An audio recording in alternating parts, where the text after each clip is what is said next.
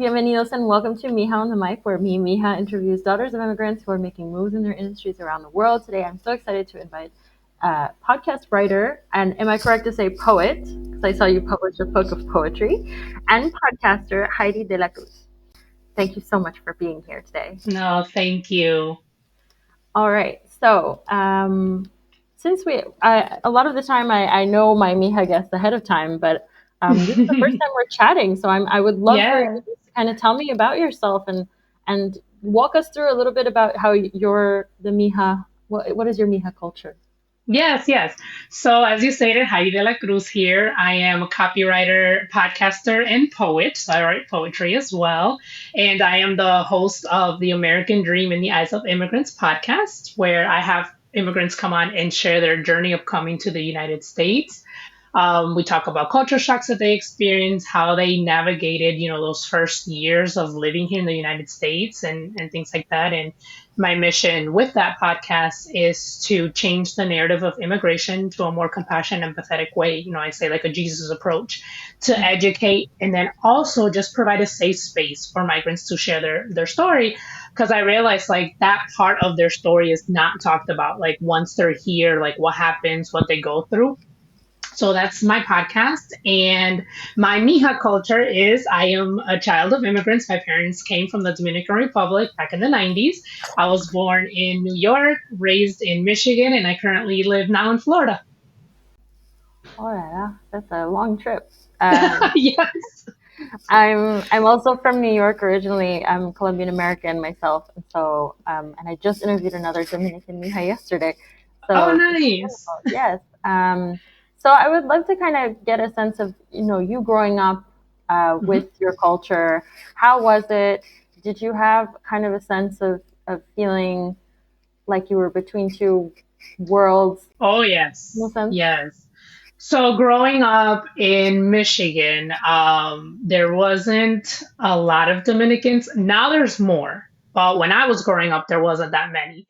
There's a lot more Mexicans in Michigan. So as soon as you start speaking Spanish, people automatically think that you are Mexican. So just having to educate people that Mexico is not the only Spanish speaking country, educate where the Dominican Republic is and things like that. And yes, navigating two cultures, like, our independence, our Independence Day is in February, and in February in Michigan, it is very, very cold and snowy and things like that. So it's like usually Dominicans have a big party, parades and things like that. So like we were able to celebrate, but it was like mostly indoors. Like if you wanted to have like a parade, it would be like in below zero weather, which is no fun.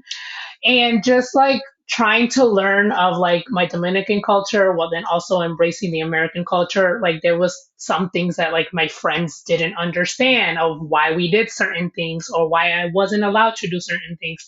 So for example, my best friend struggled with understanding why my parents wouldn't allow me to do sleepovers. Like that's not common in, the Dominican culture. And so yeah, so I wouldn't be able to do that. They found that my dad was like very strict, kind of thing, but it was just like I feel like now that I'm older and I have my own kids, I feel like it was just his way of being protective. And it could have been just his own fears of just being in this country and not knowing people and things like that. So it was just a lot of, I feel like a lot of educating that I had to do to my friends and then educating myself too. Because since I didn't grow up in the Dominican Republic, it was just like hearing stories from my family, and their friends or like visiting. Like, I've visited a lot when I was younger. So just kind of like, wow, things are completely different in the Dominican Republic as they are here in the United States. Like there's just a lot of things that are very easy here or more efficient than it is over there. Mm. So that's, yeah, growing up, I was definitely with that in between two cultures. I'm not Dominican enough, but then I'm not I'm too Dominican for my American friends, and then too American for like my Dominican family. So it was just like that struggle of in between. So what feels the most like home to you? Oh, the food, I think, is what feels most at home. It's just like our even though the food in the Dominican Republic is completely different than what it is here, but just trying to like keep the same dishes here and everything like that makes me feel at home. Like for example, yes, I'm Dominican American, grew up, with immigrant parents. My husband is an immigrant. He grew up in the Dominican Republic, but we mostly cook Dominican food at home. Mm. Like arroz, habichuela, the meat and everything. So we try to keep that, and then trying to get my daughter to like be used to that and everything. So that's what feels at home. It's the food. What role does language play in your kind of understanding of that? Now, one generation out, your kid is Hmm. American than you were when you were Yes. coming up. So, Yeah. how does that So kind of translate in language? So I struggle, to be completely honest, to speaking to my daughter in Spanish. And like when she was younger, I was living with my parents for her first 3 years, and so like my grandma was there, and my grandma would take care of my daughter when I was at work. So obviously my grandma only spoke to her in Spanish, and then I will speak to her in Spanish too. But as she got older and started going to school and learning English, I realized that like explaining things to her when she's asking questions like why this or why that, it was easier for me to explain it in English than it was in Mm, Spanish. So like now she understands Spanish and she speaks it when she goes to the Dominican Republic to visit her dad. But when she's home, I'm trying to get her like, okay, you need to speak Spanish because I don't want you to lose it. And then so like it's been a struggle back and forth. And even between me and my husband, like I try to tell him like, okay, we need to speak more Spanish. So then like my son, who's a year and a half, can pick it up as well. So yeah, language has definitely been a thing. And because my parents only speak Spanish, so like when she sees my parents or grandparents, like it's only Spanish, so you can hear that accent in mm. her when she's trying to speak Spanish. Or she'll ask me like, how do you say this and how do you say that? So I'm like, we need to get better on that. So it's a struggle over here. Yeah, everyone that I've talked to so far about the kind of questioning around language is always kind of associating it with either kind of shame that you're not able to speak it so much, or um, frustrated that you can't use it, or really kind of depending on your parents' relationship with the language and how they might have been ostracized for speaking it. They might not have even taught you at all. So, Yeah. you know, now that you're in the position to teach your daughter, it's really beautiful that you're kind of really pushing towards, yeah, I want you to be proud that you speak Spanish. Yes. Because we're at that stage, I guess. It feels like daughters of immigrants, when they have their own kids, they're like, no, but I want you to be proud. Because, Yeah, you know yeah, what I mean? like keep the culture because you're right. Like the more, like she's more American than I am, and so it's kind of like more far removed from the home culture. So it's like I want her to keep that and pass that on to her kids if she has kids. And the good thing is that she does go to the Dominican Republic in the summer, so she like she's embraced in the culture. But I don't know if her kids will have that opportunity. Right. So it's just like we're getting further and further, and it's like I don't want us to lose our roots. I don't want us to lose our culture, in Mm. our customs too. Yeah, it's the big fear, no? Like, because we've integrated at this point, so many second generation kids are now integrated in society to the point where we're working white collar jobs, and we can Yes. kind of be okay financially to the point where we have our own families, and we're kind of asking these questions, and like, what is the, you get to have the privilege to even ask, can my kids speak Spanish? Can I make it so that they can? Yeah. And so that's amazing that you even have you can send your daughter back, and you can have that kind of relationship with your home country. Um, so I would like to get into your podcast. So Yes. tell me about how you started the show. What inspired you? Was there like a moment where you're like, no, I should make a podcast? Like, this is just, we have to stop just talking about this like this. I need a microphone. What was the thing that Yes. kind of triggered that? So God put it in my heart to start a podcast in 2019. So I just got that tug, like, oh, I want to start a podcast. I like having thoughtful in conversations, like deep conversations. I like knowing like the opinions and perspective of other people. Mm, So what I wanted to start the podcast as, it was just going to be me and a friend, and we were going to talk about kind of like just what they're doing in their life and highlighting the good things that they're doing in their life, because I feel like also a lot of people don't celebrate themselves, right? They just like move on like through their life, and they don't really realize what big or what impact they're having on other people. So I wanted to highlight that. And then I was kind of torn in between that or like just having a podcast, me and a friend come on and it just talk about like different, topics that were going on at the time. So like to get different perspectives and things like that. So I have those healthy debates or healthy conversations, right? Like to, expand. And so that's what I initially wanted the podcast to be. I was torn between those two things. So 2020, we already know the world shut down. So, and I was finishing up my master's. So I was like, I can't do it this year. 2021, I ended up getting pregnant with my son and I had a rough pregnancy. So I was like, I can't focus on that. I had to focus on my health. So finally, 2022, I was like, you know what? I'm going to do it. I've been wanting to do this for a few years now. So I literally started Googling how to start a podcast. And so like I was searching like how to start it, what hosting site to use and everything.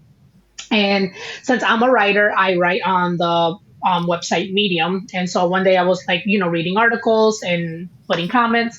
And I came across an article from this woman who had migrated from Kenya. And the article she wrote about how each cultural shock that she experienced here in the United States really diminished her confidence. So it Mm. really kind of like tore her down, just these experiences that she was having here. And it really touched me. So I was like, wow, like no one talks about that. No one talks about what the migrants experience once they get here. The Mm. challenges, the just navigating people helping them, people not helping them. Each person usually has a good or bad story. They either find people that can help them or they find people that's like, figure it out on your own, kind of thing. So after I read that article, I spoke with my husband and I asked him, I was like, hey, how do you remember how you felt when you first arrived to the United States? He was 9 years old. And to this day, he vividly remembers how he was feeling, what he saw. So he told me like all of that. And I was just thinking, I was like, that's a podcast episode right there. Like just Mhm. him explaining his story, how he felt, what he saw.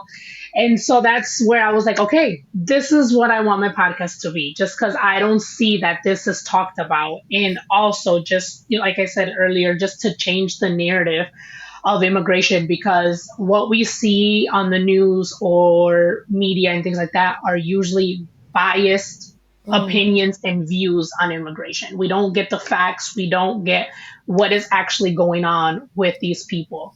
So I want to get away from all of that and just share the migrant story, right? Just have them like just have other people who haven't been through that journey put themselves in those shoes and just try to see what they saw, feel what they felt. So that's how the podcast was born. I've met some really incredible people on doing this podcast, entrepreneurs, lawyers, investors. And it's amazing because, the biggest thing that they talk about with immigration is like they're coming to steal our jobs. But like a lot of the guests that I've had are entrepreneurs. They have their own businesses, and that's creating jobs for other people. So it's Mm. not like they're coming to steal the jobs.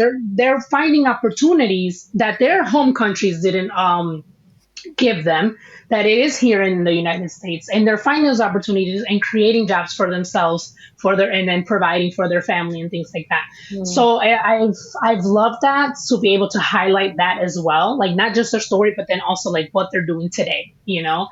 And I've met some really incredible people. I've been thanked so much for just doing this, just because it's not talked about enough. And Mm. it's like I'm just thanking God for giving me this vision and this tug in my heart to do this. And then also just, to educate, just because there's a lot of misconceptions out there. People don't really understand how complex the immigration journey is here. I've Mm. had a guest who she came with paperwork and everything. But while they were filing their application for with immigration, all of a sudden her immigration attorney told her parents like she doesn't have paperwork. So she's like they have no idea what happened. So pretty much she was undocumented, even Mm. though she came they came rightfully to the United States. So it's just like things like that that we don't know about and that like they don't talk about in the news or they don't talk about in the media is like so many things can happen with the immigration process and journey. So I'm really glad that people are willing to share their story because I know it can be emotional and things like that. So that's sorry, that was a really long answer, but No, that no. is I mean, it's amazing to hear, and that's also what kind of inspired me to start Mija. So, if you haven't had a chance to check out the show, the first season of Mija is kind of inspired by my own immigration journey with my family from Colombia to New York, and it tells the story of how each member of the family is affected by that switch. So, the mother and the father arrive in New York, how the first generation kids born in the US basically experience that kind of dual culture, the yeah. grandparents that are still in the country, how do they feel about it? And so we did that, with a couple of different Mijas in the different seasons and kind of fictionalized it because, we tell stories about our journeys. And of course, it's not the difficult parts, right? Mija Mm, is, we try to kind of tell a novela kind of story, like everything works yeah. out in the end and, todos están felices.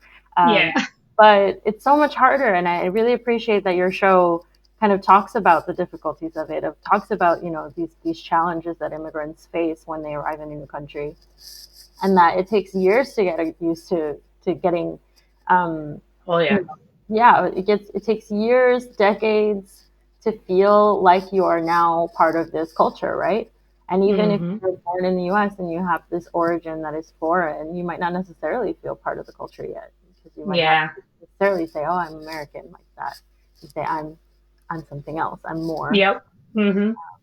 So I would love to know if there's anything that you kind of were surprised by in talking to your guests. Um, if there's something that that you were taken aback by, a story that really spoke to you.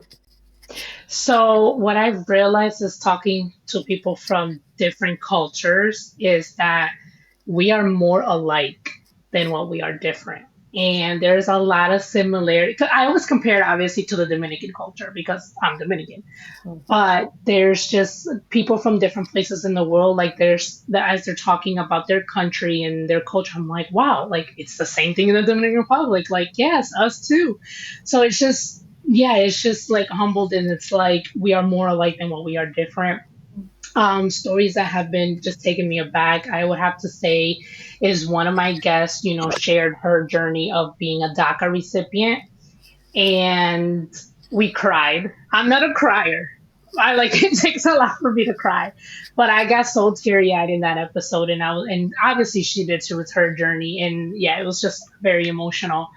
And so yeah, so it's just some of them just really touch my heart just because again, we just don't know what people are going through unless we actually ask and are actually like, hey, I want to know your story. I want to know, what's going on and things like that. So I've learned very much those two things. Like we're more alike than what we are different, and some people's journeys, just are tough. And like looking from the outside, you can't tell because a lot of people, you put a smile on and you go on day by day, but if you really like sit down and talk to them, you can, it's like, wow, you're strong, you're resilient. And it really makes me like, man, like we need a solution for DACA recipients because right now they're in a limbo. Pretty much they're literally living to buy every 2 years, and even that guest said it. She was like, a lot of people ask, like, where do you see yourself in 5 years? And she's like, I can't. I literally have to live by every 2 years because that's when she has to reapply. So it's just very, very touching. And it's like, man, like, I really want to push and advocate any way that I can to make sure that we can get a solution for these millions of Americans that have been here since they were kids. Like this is the only country that they know. They Yeah. they were brought as babies. Hmm. I'm curious about all of your guests talking about the American dream, because it means a lot Yes. of different things to different Hmm. people. And some people achieve it, some people don't think it's real.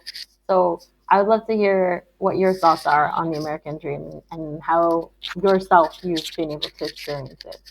Yeah. So I just recently started asking my guests, like, what does the American dream mean to you? Or sorry, the question usually is like, how do you think the American dream differs between migrants and non-migrants? And the most recent guest that I interviewed, she was just mentioning how like it seems like immigrants appreciate it more than non-immigrants because when you have privilege and when you have, things that are easy, not easy, but like efficient, right? There's a lot of things in the United States that it makes our life easier than in other countries. And so it's just like when you have that always, you don't really realize that is a privilege or that it's easier for you than other people. So she's like, it just seems like immigrants appreciate it more just because they have to move and come to a different country to be able to obtain that, as vice versa for somebody who's born here. They don't A lot of them don't really take advantage of the opportunities that are presented here in the United States and things like that. So it's definitely, I feel like it definitely differs between the two. I'm not saying that it's easier for non-immigrants because obviously people who are born here, they have struggles, they have challenges. Life is hard for everybody. The thing is, when migrants come, they're learning a new language, they're learning a new culture, versus somebody who's born here. They're literally starting over from scratch, from nothing. Some of them don't know anybody who's lived here, right? So they have to, create a new community, step out their comfort zone to meet people and seek help and things like that. Versus people who are already here, like, you grow up with friends and family and you already have a community as you're growing up and things like that. So it definitely differs, but I definitely I can see both sides. One, I was born here, so it's like I've seen the privilege that we have here versus in the Dominican Republic, but it's like also a struggle because it's like my parents came to this country, like they had to learn how to navigate and things like that. So there's been, different answers, very beautiful answers, and I just love how much the my guests appreciate living here, and they don't take that for granted at all, at all. Yeah, they say immigrants are the most patriotic people, regardless of Yeah. the country they're in. Because I was just Yes. talking to a French daughter of immigrants, and she said the same thing. It's like we're all seeking this dream of being okay in this kind of Western country. Um, Yeah. so I would like to talk about, who in your family has inspired you the most? Because our Ooh. families are so much of who we are, especially when we're daughters of immigrants, and they're the ones that pass on their culture and all of that. So I would love to know, who is the one that inspires you? Oh, that's a good question. I feel like it would have to be my aunt. She's more like a sister to me. We're like 6 years apart, and we talk every day. And she is definitely an inspiration. Just like how her heart is just so pure. Like everything that she does is just with such pure intentions. And so she definitely inspires me to like be a better person, help more, and just have just that pure intention, like there's no hidden agenda or anything like that. So she is definitely my biggest inspiration. That's amazing. So I would love to talk about, you as a kid growing up. If you can Hmm. kind of transport our listeners back to your cultural experience as a kid, maybe a memory that you have with your family in some way that kind of brings us to and really defines who you are. I think my best memories, I feel like, have always been like Christmas time, just because for us in our culture it's so big. Like we celebrate Christmas like in November, starting in November until like January. So Christmas time has definitely been like the biggest and best memories. Like I didn't grow up like believing in Santa Claus. Like we didn't do that. And so just like being able to, get the presents from under the tree, but just like how it's such a party. Like it's literally like a party for us every day. And then we celebrate Christmas Noche Buena, which is on the 24th instead of the 25th. So it's like for us is like for me growing up, it was different from my friends because they obviously celebrate on the 25th, and it's like, oh no, we already ate and did all the presents and everything on the 24th, and also spending Christmas in the Dominican Republic a few years. Oh, that was amazing. I learned a lot about like the traditions, food and drinks, and like that parade that they do. It's called Aguinaldo, where like they go around in the neighborhood like with cars and like they blasting music, Christmas music, dancing on the streets and everything. And it's just like at 3 in the morning. So I like vividly remember I was staying with my cousin, and then like my dad came knocking on the door at 2 in the morning, and he's like, get ready. And I'm like, well, for what? And he's like, we're going out. I was like, where are we going? He's like, to the streets. And I'm like, I was so confused. I was like, what? And so we go, me and my cousin get ready, we go outside, and there's like a line of like 15 cars blasting music, and he's like, get in the car. So we're just driving around the neighborhood, and then like the neighbors come out, they give you drinks or they give you food, or they just come out and dance and things like that. And that went on until like sunrise, and that's literally like the best memory I've had in the Dominican Republic at Christmas time because it was so much fun. I've never seen so much crazy Dominicans just out in the streets at 3 in the morning. And even my dad, I was just like so surprised because my dad is a completely different person in the Dominican Republic than what he is here. Like he is like so much more relaxed, so much more like just himself, I guess. And it's probably just because he's home. Like that's all that will always be home to him.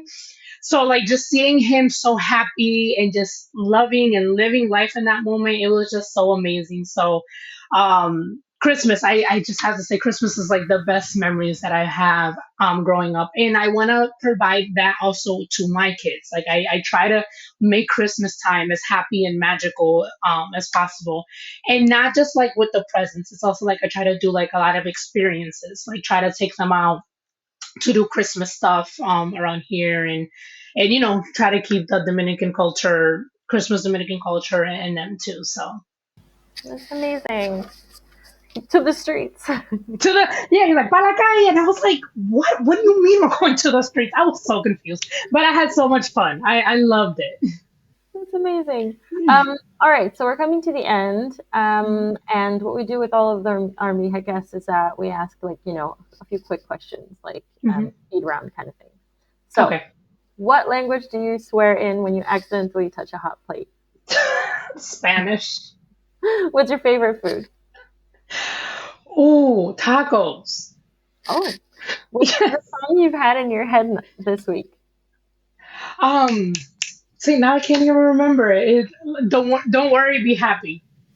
I don't. It was from a commercial. It keeps playing, so we're like, me and my husband are like always singing. Don't worry, be happy. Yeah. Okay. What's your last Google search that you're comfortable sharing? Um, what was I searching? It has something to do with podcasting because I've been doing a lot of research on podcasting lately. Okay. What is your most embarrassing dream that you had as a little girl? Imagining who you're going to be when you grow up. What was like your embarrassing dream that you were like, I can do anything? I At one point I was going to be an air traffic controller.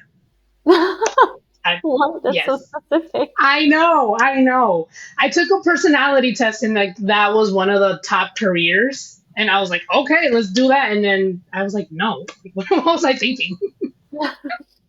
And finally, what is your biggest dream now? Like something that you really want to hope to accomplish in the next few years. Like, Yes, so I really want to expand my podcast. I'm starting to include videos this year, which I'm super, super excited about. My dream is to have my own podcast studio where I can have guests come and do in-person interviews. Either if they can't come, then I'll travel to them. That's a big dream of mine. And then I want to write two more books because I have my poetry book. So I'm looking to write two more books. One is about immigration. I want to write about, include some of the stories, include the history of immigration, and then kind of just share my own journey. And then also, my therapist told me that I should write a memoir for things that I went through in my early 20s. So those are like my big, big dreams right now. beautiful. All right. Thank you so much for your time. Last thing, we ask Mhm. for everyone to kind of give other daughters of immigrants a piece of advice in telling their story. So, what is your advice for girls who are scared to take the leap and start, talking about these kind of questions? Yeah, I would say that your story matters and your voice matters. Um, it happened for a reason, and with you getting that courage to share, you will not know how many people will actually needed to listen to your story, needed to hear your voice, and can resonate with you and connect with you until you share it. So I definitely encourage everyone who's like defense about it, just to share it, just to share. You'll be surprised at how many people can actually relate and connect with you. Beautiful. Now, can where can we find you? What's the name of your poetry book that we can kind of all go out and buy? Tell us everything. Yes. So I hang out on Instagram. My handle is my name, Heidi, Heidy, period, De La Cruz, DELACRUZ 13. And my book is called Words from the Heart, and it is available at Barnes& and Noble online. Amazing. And the podcast is available on all the apps. All the apps. Wherever you listen to your podcast, you'll find it there. Amazing. Thank you so much. Thank you.